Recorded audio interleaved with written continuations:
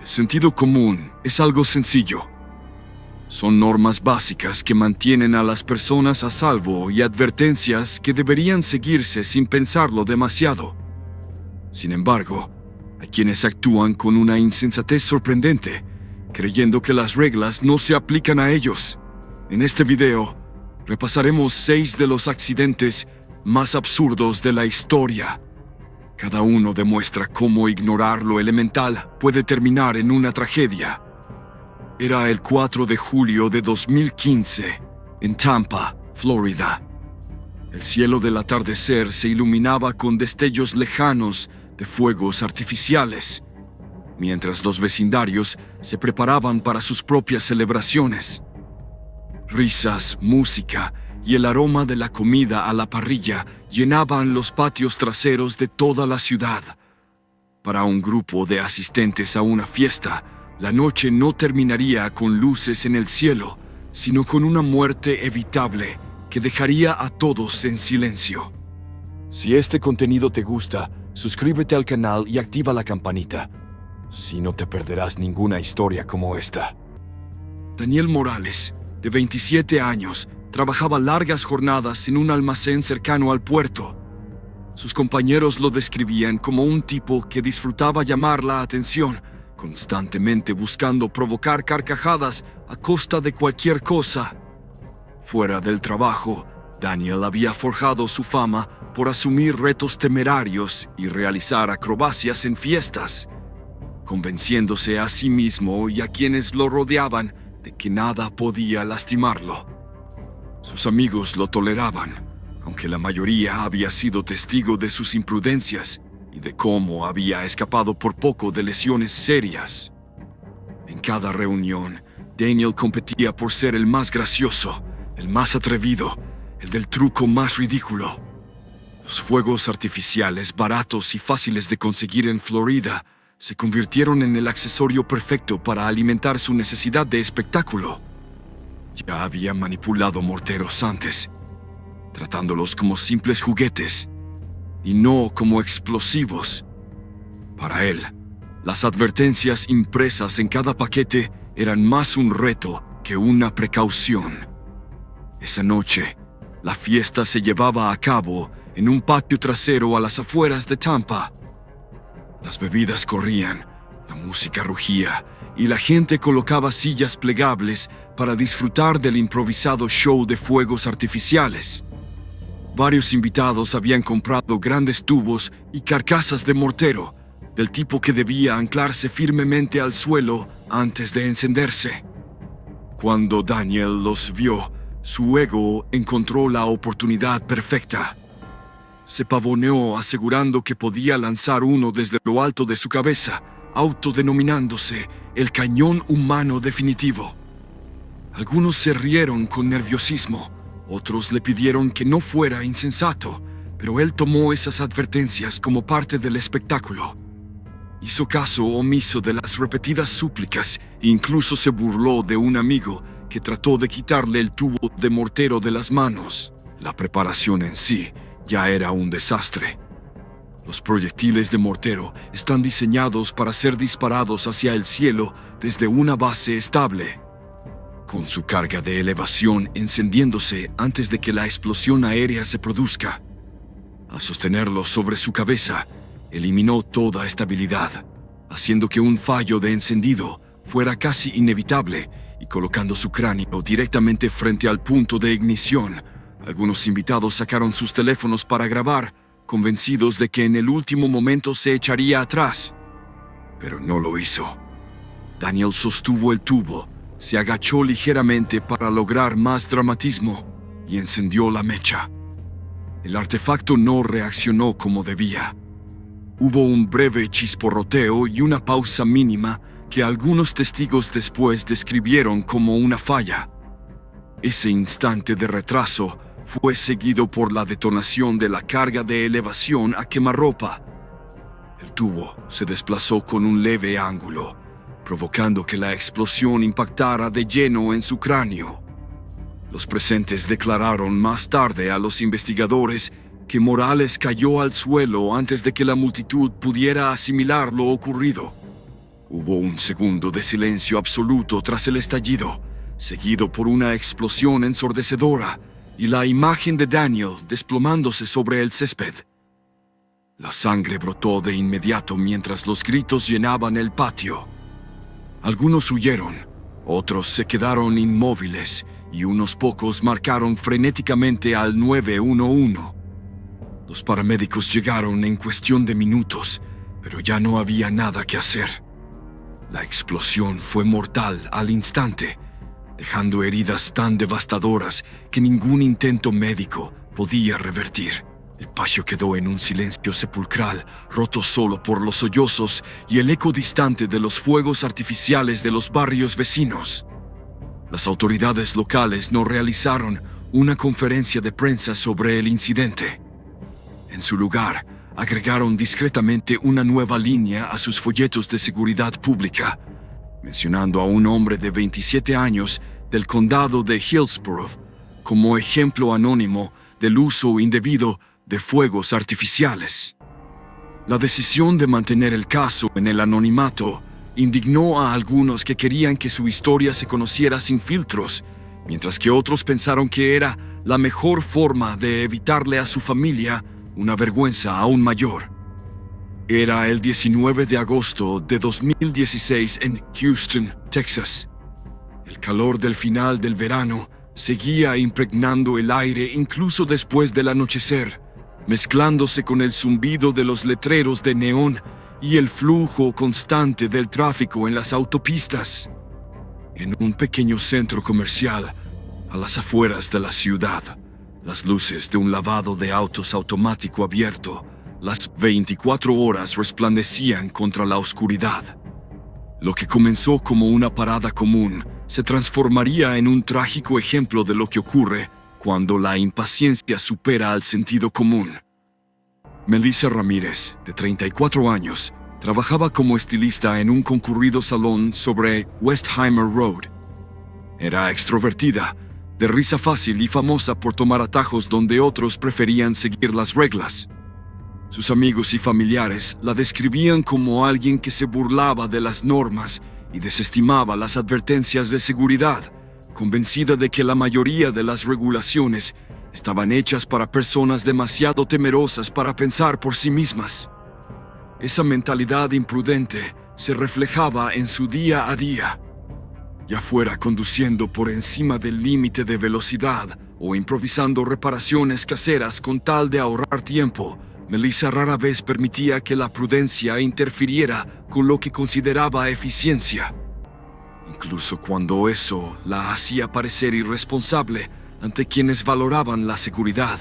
El lavado de autos al que llegó esta noche era un sistema sencillo, pero diseñado con precisión. Los lavados automáticos funcionan mediante cintas transportadoras que arrastran los vehículos a través de un túnel lleno de rociadores a presión, cepillos de espuma y rodillos giratorios. Sensores y carteles advierten a los conductores que no deben abandonar el vehículo una vez dentro, ya que el mecanismo en movimiento representa un peligro de atrapamiento. Ramírez había utilizado ese mismo lavado en otras ocasiones, pero solía bromear con lo innecesariamente complicado que eran las instrucciones. Un pensamiento temerario, especialmente en un lugar lleno de advertencias visibles por todos lados. Aquella noche, condujo la camioneta de su sobrino hasta el establecimiento poco después de la medianoche. Se acomodó en el asiento del pasajero, grabando videos con su teléfono mientras los primeros chorros de agua cubrían el parabrisas. Sin embargo, al avanzar hacia la banda transportadora, los neumáticos no se alinearon correctamente. La rueda delantera del SUV golpeó la guía lateral y quedó torcida sobre el cinturón. El sistema se detuvo automáticamente, haciendo parpadear las luces rojas de advertencia para señalar un error. Los carteles indicaban claramente que no debía salir del vehículo, pero Ramírez consideró la pausa como un simple contratiempo, no como un peligro real. Desoyendo las objeciones nerviosas de su sobrino, puso la camioneta en estacionamiento, abrió la puerta del conductor y bajó, descalza, sobre el piso húmedo y resbaladizo de concreto cubierto de jabón. Las grabaciones de seguridad posteriores confirmaron que Melissa se agachó junto al asiento del conductor, empujando el volante e intentando guiar el vehículo de nuevo hacia la ranura con sus propias manos. El sistema de lavado permanecía detenido, pero los rodillos seguían goteando agua y la cinta transportadora continuaba bajo tensión, lista para reiniciarse. Los empleados en la sala de control aún no habían notado la desalineación y Ramírez tampoco buscó ayuda. Tras unos instantes de pausa, el transportador volvió a activarse. El cinturón se movió bruscamente hacia adelante, atrapándole el pie y arrastrando su pierna bajo la pista en movimiento. Los testigos describieron el suceso como algo súbito y aterrador. Su cuerpo fue tirado hacia abajo antes de que tuviera tiempo de reaccionar. Mientras luchaba por liberarse, uno de los cepillos giratorios avanzó y la presionó contra el costado del vehículo. La fuerza mecánica ejerció una enorme presión, equivalente a cientos de libras, aplastando su torso contra el todoterreno. Su sobrino gritó desesperado mientras salía del vehículo, y los empleados corrieron a activar el freno de emergencia, pero ya habían transcurrido segundos decisivos. Cuando por fin la maquinaria se detuvo, las piernas de Ramírez habían quedado atrapadas bajo el carril y su pecho completamente comprimido. Su sobrino y los trabajadores intentaron liberarla, pero las lesiones eran demasiado graves. Los equipos de emergencia llegaron poco después, alertados por los empleados, pero sus heridas eran incompatibles con la vida. Las cámaras de seguridad confirmaron la secuencia completa.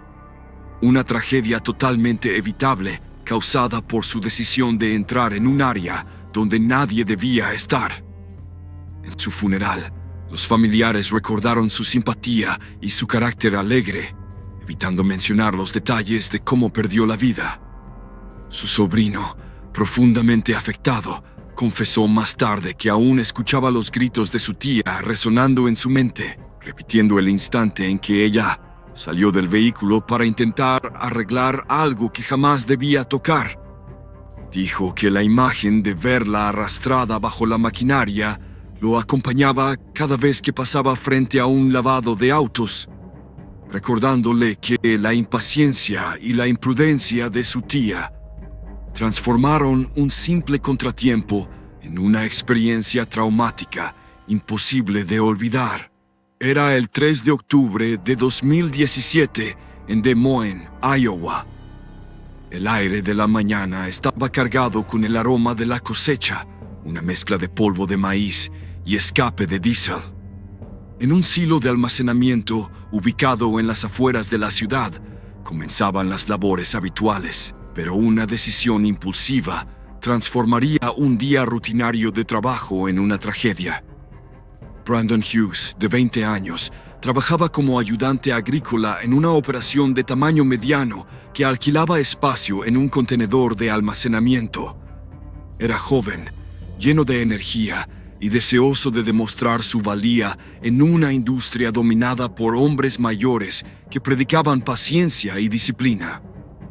Entre sus compañeros, Hughes era conocido por ignorar las normas de seguridad y burlarse de los hábitos cautelosos de los agricultores veteranos, un comportamiento temerario que los trabajadores experimentados contemplaban con resignación.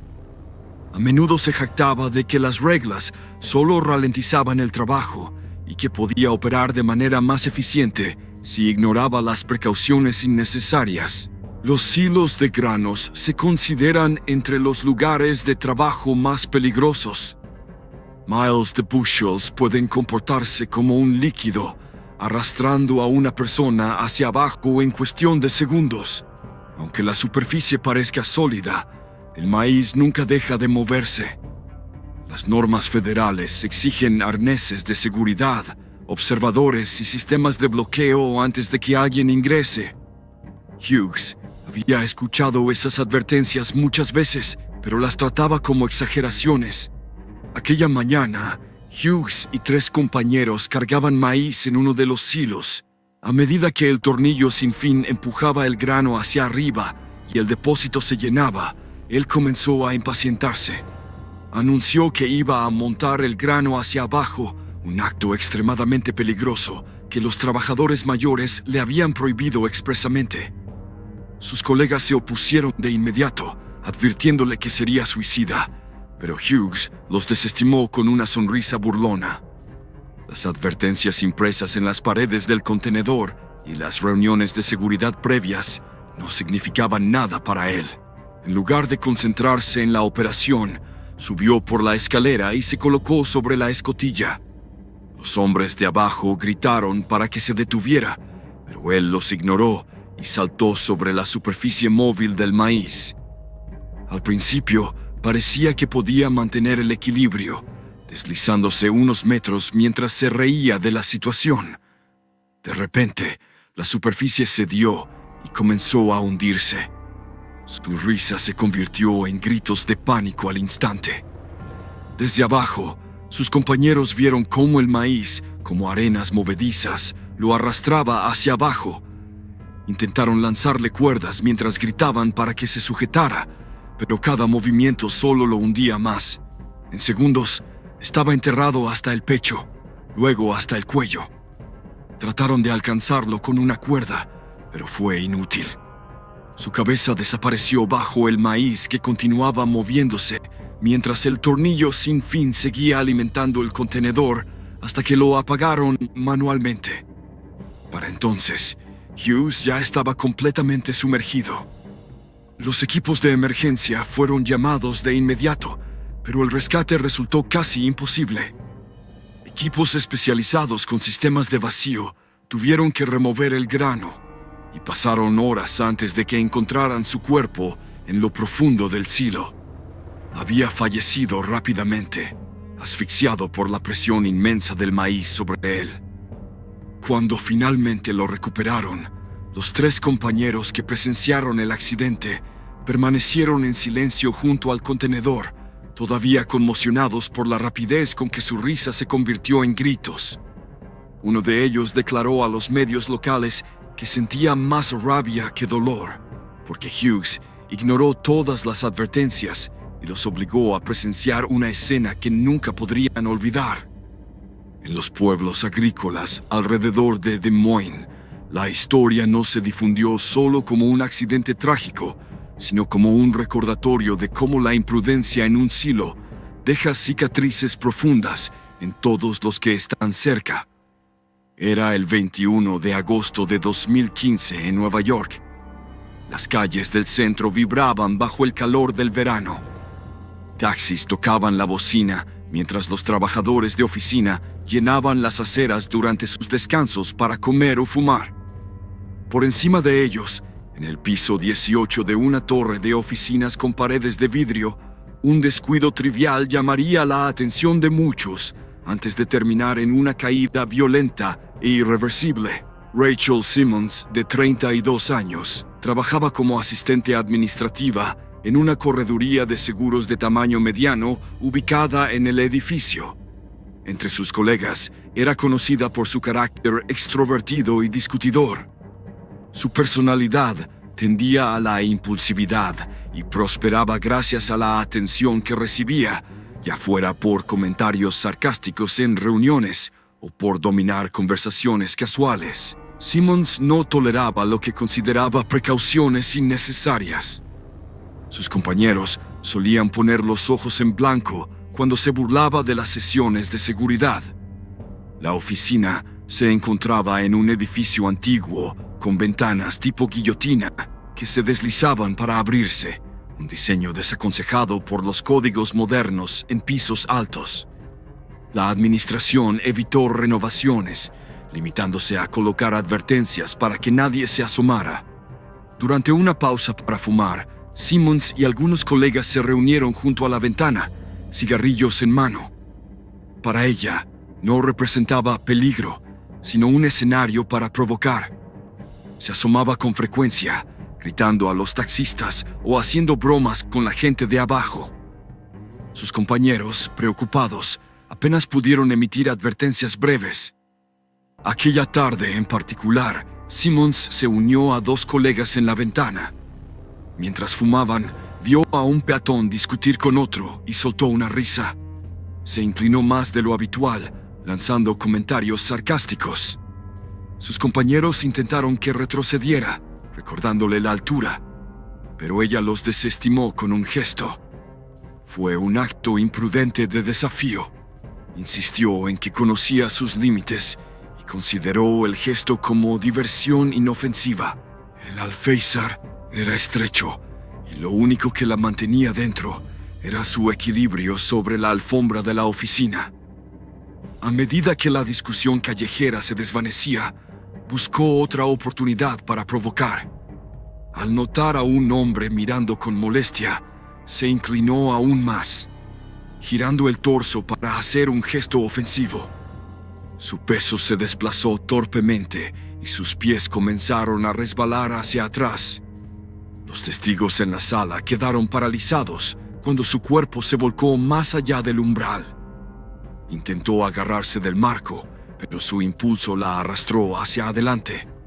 Los gritos de sus colegas llamaron la atención de oficinas cercanas, pero ya era demasiado tarde. Simmons fue proyectada hacia afuera, su cuerpo impactando contra los andamios erigidos 2 pisos más abajo para tareas de mantenimiento exterior. En ese momento, no había trabajadores presentes en la plataforma. El golpe ralentizó su caída solo momentáneamente antes de que girara y se estrellara contra la acera con una fuerza devastadora. Los peatones gritaron y se dispersaron mientras el sonido resonaba entre los edificios. El tráfico se detuvo y decenas de transeúntes quedaron paralizados a lo lejos, horrorizados por lo que acababan de presenciar. Los paramédicos llegaron en minutos tras recibir la llamada de un testigo, pero no había nada que hacer. La caída había causado un trauma masivo y fue declarada muerta en el lugar.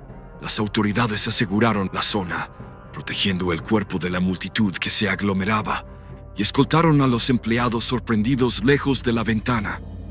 Las cámaras de vigilancia de comercios cercanos confirmaron los relatos de testigos, mostrando el instante exacto en que se desplomó. Su funeral se llevó a cabo en silencio en Queens. La empresa cerró la oficina por 2 días, proporcionando consejeros a los empleados más afectados. Los inspectores de la ciudad revisaron el edificio y ordenaron que todas las ventanas operativas por encima del 10º piso fueran bloqueadas permanentemente con pestillos de seguridad. Su informe concluyó que el accidente se produjo por conducta imprudente, señalando que si las ventanas hubieran estado correctamente aseguradas, el riesgo habría sido mucho menor. Era el 23 de julio de 2016 en Beijing, China. El aire húmedo de la tarde se filtraba en los pasillos subterráneos del metro, mientras los viajeros, cansados de una larga jornada, se desplazaban por el sistema.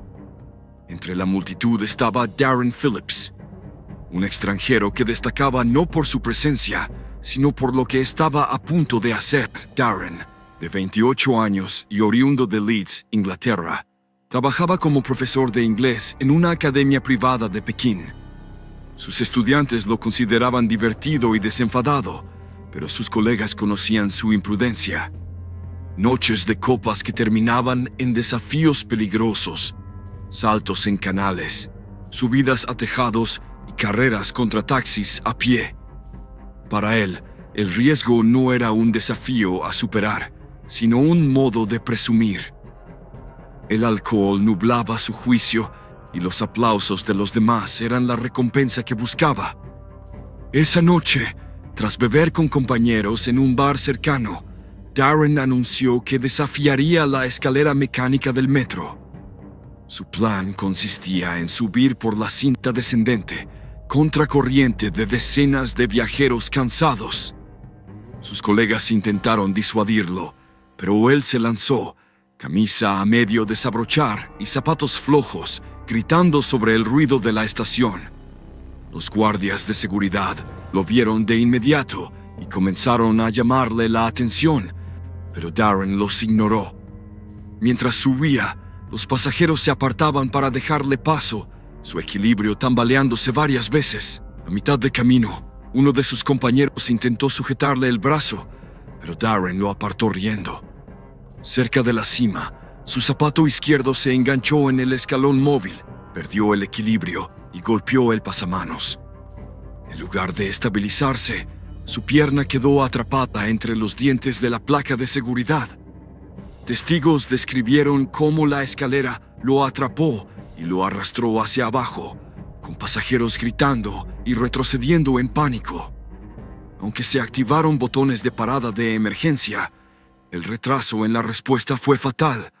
Los guardias finalmente detuvieron la máquina, pero Darren quedó gravemente atrapado y, pese a los esfuerzos de los paramédicos, murió poco después. Su funeral en Leeds fue íntimo, con familiares cercanos y algunos antiguos compañeros de clase, recordando más a la persona que al accidente. Era el 19 de mayo de 2018 en Chicago, Illinois. La calma de la mañana se había instalado sobre un bloque residencial del centro, mientras los invitados salían de un apartamento tras una fiesta. En el vestíbulo, un grupo de amigos esperaba el ascensor, sin sospechar que la combinación de arrogancia y alcohol terminaría en tragedia. Nicole Adams, de 30 años, trabajaba en retail y era conocida por su imprudencia. Tenía fama de ignorar reglas de seguridad, cruzar calles en rojo o desafiar señales de advertencia, comportamiento que se acentuaba con el alcohol y... Los ascensores dependen de sensores, enclavamientos y frenos mecánicos para mantener seguros a los pasajeros, pero los huecos cerca del marco podían permitir que alguien se colocara peligrosamente. Esa noche, Nicole decidió ponerse de pie en la puerta del ascensor mientras se abría, riendo y anunciando que subiría por las puertas.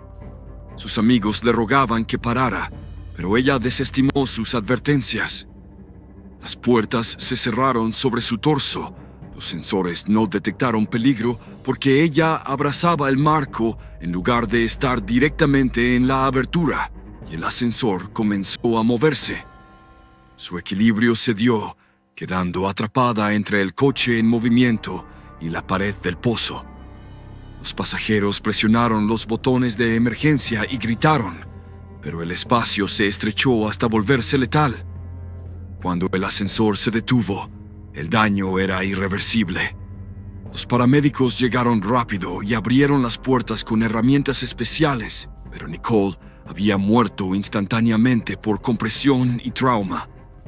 Las inspecciones posteriores confirmaron que los sistemas de seguridad funcionaban correctamente y que la causa fue comportamiento imprudente.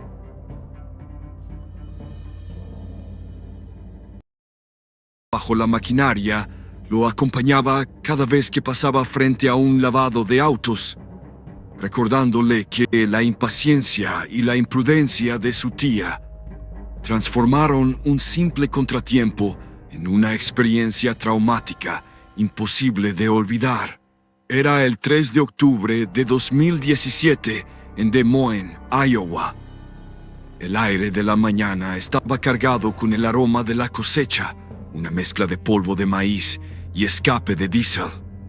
En un silo de almacenamiento ubicado en las afueras de la ciudad, comenzaban las labores habituales, pero una decisión impulsiva transformaría un día rutinario de trabajo en una tragedia. Brandon Hughes, de 20 años, trabajaba como ayudante agrícola en una operación de tamaño mediano que alquilaba espacio en un contenedor de almacenamiento. Era joven, lleno de energía y deseoso de demostrar su valía en una industria dominada por hombres mayores que predicaban paciencia y disciplina. Entre sus compañeros, Hughes era conocido por ignorar las normas de seguridad y burlarse de los hábitos cautelosos de los agricultores veteranos, un comportamiento temerario que los trabajadores